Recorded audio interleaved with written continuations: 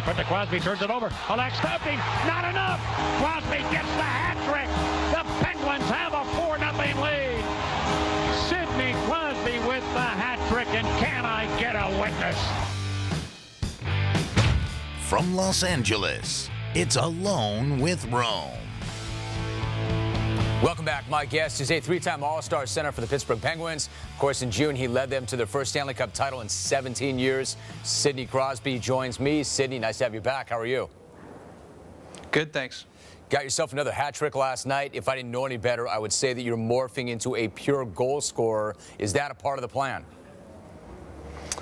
Trying to shoot more. Definitely to start the season, that's something I've tried to focus on, and been fortunate enough to see the puck go in. But you don't score if you don't shoot the puck, so I've been trying to do that a little more. Nobody's ever disproven that. You guys are off to a very quick start. First one to 10 wins, second best start in franchise history. So any possibility of a Stanley Cup hangover, that seems like that's out the window. Is that something you talked about as a team before the year?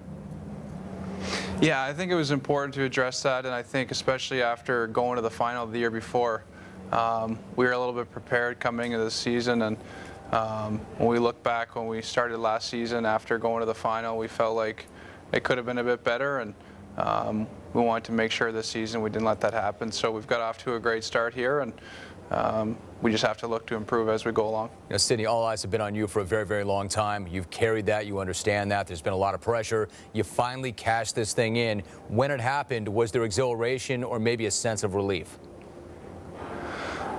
Both. Definitely, it was just an amazing moment. I think so much goes through your mind when you experience something like that, but a little bit of relief as well. We had gone to the finals the year before and come up short, and you never know when you're going to get that opportunity. So to have the opportunity again the following year, same team, same type of circumstance, and to win it, it's definitely a relief. Yeah, so what's it like right now? I mean, not that much time has gone by, but because you are who you are, and the next big thing, everything you say, Sidney, everything you do has been scrutinized. Now that you have that Stanley Cup, are you given a little bit more breathing room? Do people give you a little more space, generally speaking? Maybe a bit. I haven't really noticed much, but I think the biggest thing is, even through the summer, you feel like it's a relief and it's a little bit of weight off your shoulders. But then once you get back into the season, I think all the same things kind of reappear, and the same stresses, and there's still pressures of being a top team. So I think for a little bit you may relax, but at the same time, once you get in the grind of the season, everything seems to come back again. Yeah, I would imagine. I'm kind of looking at the big picture, your personal evolution. I mean, you're still just 22, but you're a big name and a big voice in the game. I wonder, now that you have that Stanley Cup, when there's a serious issue to be addressed, does your opinion carry even more weight now? Do you get that sense that people respond to you that way? Yeah, I would say that's safe to say, and I think with a lot of players throughout the league, especially younger guys who have done well. You look at Ovechkin and myself. We've been able to have success early in our careers, but there are times where our voice can be heard, so to speak. So I think we feel comfortable doing that, and I personally do. And having one that probably helps with the comfort level. So yeah, I think that's definitely the case. You mentioned Ovechkin. Magic Johnson's got a book out with Larry Bird. They've got this great rivalry. They look back on it. They talk about it. I would imagine one day, if you and Ovechkin ever got to that point, you could write a similar book, talk about what it was like, because the two of you will always be intertwined. To have a series against him, to beat him, to get the Stanley Cup, that can't hurt the confidence. How much did it help you? No, I mean, it was a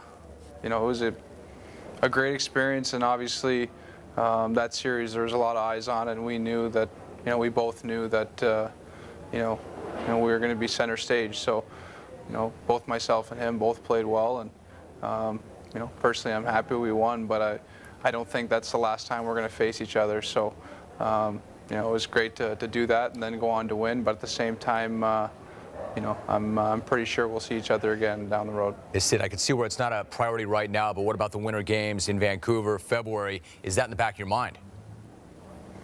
It is. I mean, it's something that you don't want to think about too much, but if there's any extra motivation, there's a lot right there. That'd be a great opportunity, and you know, it's being talked about now and has been for a long time, especially with it being in Canada and being a hockey player. It's a hot topic, so you know, it's something that is definitely in the back of my mind. I mean, apples to oranges, but how would you compare a Stanley Cup, grinding it out with the same group of guys over the course of a year, as compared to winning a gold medal for country?